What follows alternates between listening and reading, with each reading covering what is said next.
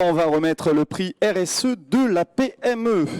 Et pour remettre le prix RSE de la PME, j'appelle l'AFNOR, le délégué régional Grand Sud Corse de l'AFNOR, Olivier Constant, venir me rejoindre. Bonsoir Olivier Constant. Nouveau délégué régional depuis 6 mois.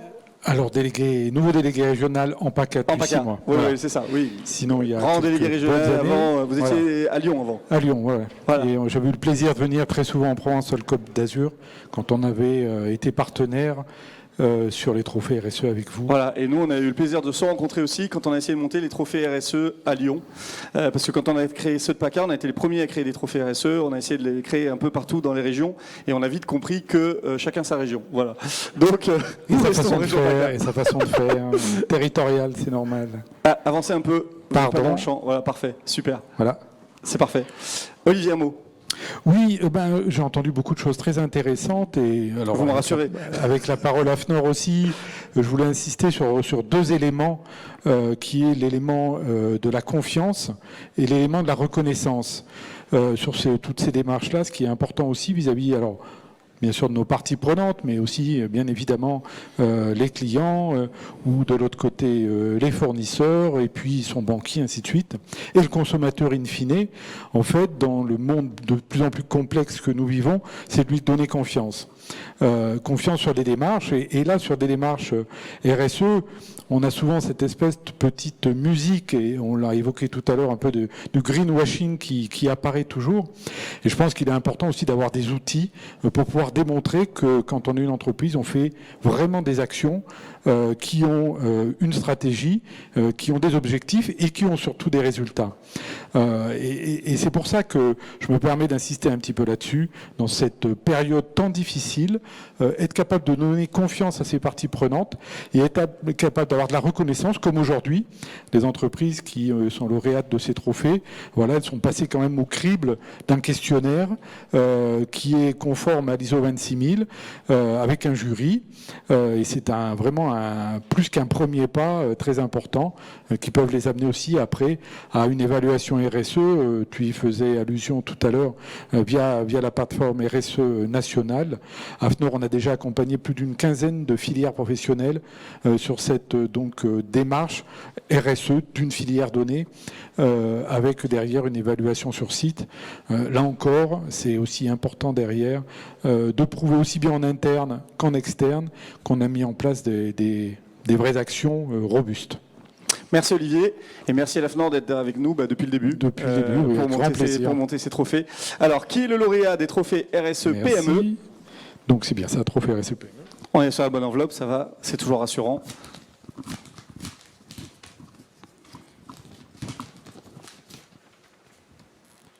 J'étais en train de vérifier que les enveloppes étaient NF Environnement, ce qui est le cas, donc c'est parfait. Donc les trophées RSE de la PME est décerné à STME. STME. Alors, j'appelle Laura Chenet et Lucie Césarini à venir me rejoindre.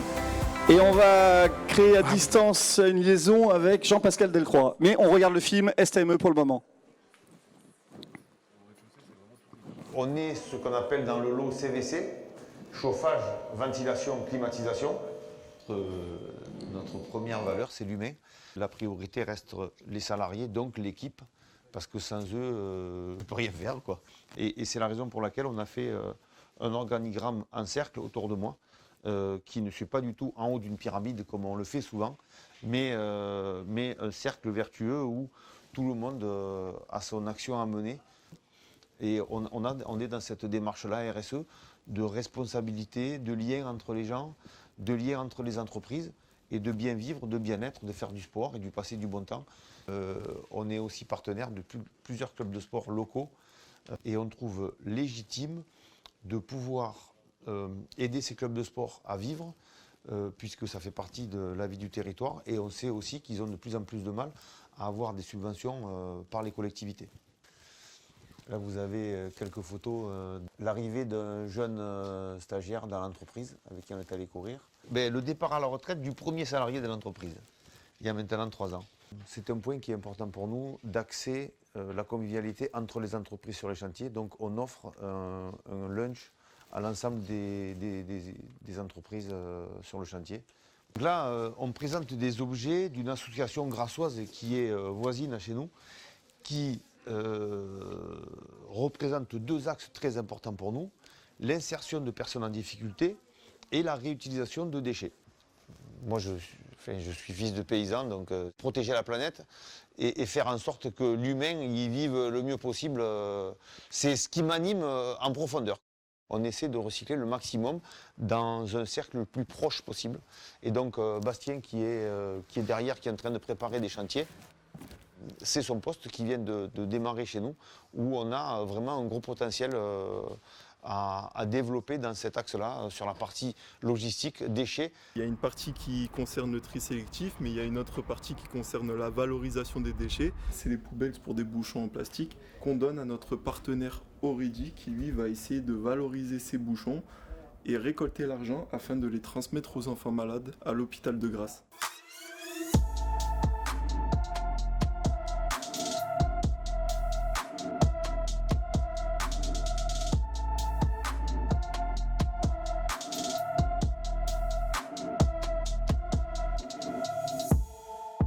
On ne gère pas leur temps, chacun gère son truc avec ses congés compris. C'est la liberté et la responsabilité. Et avec ces deux liens, pour nous, aujourd'hui, ça marche. Et ça marche plutôt bien et dans la bonne humeur pour ce passage qu'on a à faire ensemble dans la vie professionnelle. Mesdames, alors on doit être en liaison normalement avec Jean-Pascal. Ah ben voilà, Jean-Pascal est là. Vous pouvez lui cogner dessus, pour une fois, il est devant vous là, ça y est. Vous nous entendez ? Oui, tout à fait, Philippe. J'ai l'impression d'être un journaliste sur TF1 avec ses reporters dans le monde entier. Allô Moscou, voilà. Bon, donc vous êtes en quarantaine en fait, c'est ça, vous rentrez et vous avez été mis en quarantaine. Donc vous ne pouvez pas venir nous rejoindre. Je suis actuellement à la maison, donc je ne peux malheureusement pas être avec vous aujourd'hui. Eh bien, bravo pour ce prix. On le voit, vous êtes une boîte, une entreprise de bâtiment, qui travaille dans le bâtiment. Souvent, les entreprises dans le bâtiment, elles aussi, sont décriées. Elles aussi, on dit qu'il n'y a pas d'exemple. Eh ben voilà, on a un exemple d'une entreprise qui, a priori, met au cœur de son entreprise le salarié, c'est ça ? Tout à fait, oui.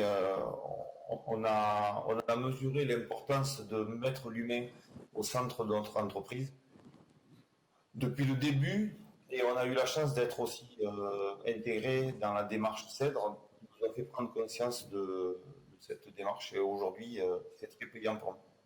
La démarche CEDRE, qui est un dispositif mis en place par la région pour accompagner les entreprises qui à la fois veulent développer l'emploi, mais en développant aussi la RSE. Et qu'est-ce que c'était votre état d'esprit ? Parce qu'au départ, vous aviez dit la RSE, vous ne saviez pas trop ce que c'était. C'est quoi qui vous a fait décoller dans cette RSE ? Au départ, j'ai toujours voulu me mettre à la place des salariés et leur offrir tout ce que j'aurais aimé avoir en tant que salarié. Et un jour, nous avons eu un audit et on m'a dit « mais ce que tu fais, c'est vraiment super ». Et par rapport à tout ce qui a été dit, j'avais peur qu'on nous critique sur le greenwashing. Donc, j'en parlais surtout pas. Et aujourd'hui, on nous a appris à en parler pour essayer de faire intégrer le maximum d'entreprises dans cette démarche.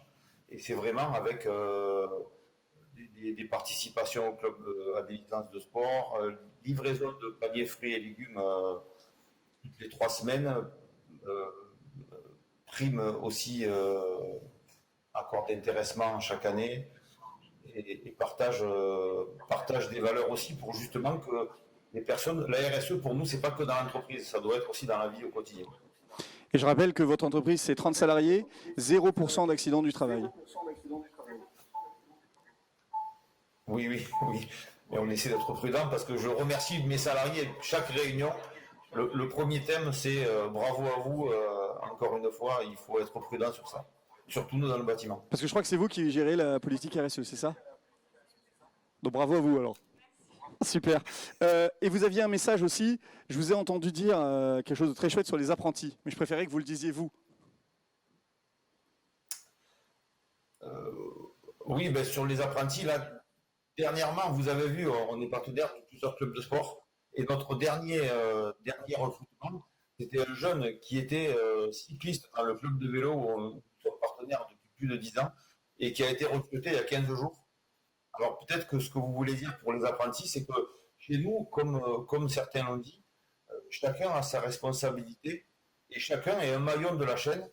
Et les apprentis ont autant d'importance que l'ingénieur ou moi-même, puisque leur mission est très importante au vu des clients et leur comportement compris. Donc, on a vraiment chacun notre responsabilité dans l'entreprise et dans la réussite d'une équipe, comme certains l'ont dit.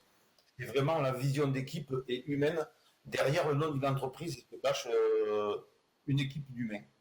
Et d'ailleurs, ce que j'ai bien aimé, c'est que vous avez dit dans le bâtiment, on n'arrête pas de dire qu'on manque d'apprentis, mais les boîtes du bâtiment n'embauchent pas des apprentis. Donc en fait, c'est facile de dire qu'on manque de salariés dans le bâtiment si on ne leur donne pas la chance dès le départ.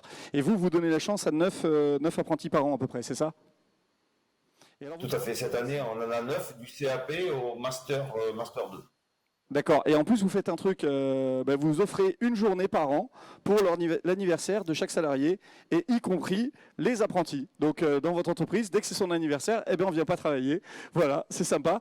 Et c'est offert aussi aux apprentis. Donc ça, c'est aussi à souligner parce que souvent, on dit que c'est pour les salariés qui ont peut-être 1 an ou 6 mois, et vous, dès le départ, dès qu'il y a un salarié qui rentre dans votre entreprise, enfin, dès qu'il y a une personne qui rentre dans votre entreprise, elle est considérée comme un salarié normal. C'est ça ? Tout à fait, oui, et de la même manière que les intérimaires aussi. Quand on fait les repas, ils sont intégrés dans la démarche. Très bien, Jean-Pascal. Écoutez, vos représentantes, vos dignes représentantes vont pouvoir récupérer votre prix à votre place. Et merci pour avoir partagé ce moment avec nous. Merci à toute l'équipe des trophées RSE PACA pour ce que vous faites et la mise en valeur de la RSE. Merci à vous. Merci. Un dernier mot ? Vous n'êtes pas obligé. Hein, je suis très contente. Ouais, c'est ça. Oui, alors, rapprochez-vous dans la lumière. Olivier, rapprochez-vous. Voilà, parfait. Voilà, la photo, c'est ça. Ça y est, ils l'ont le prix.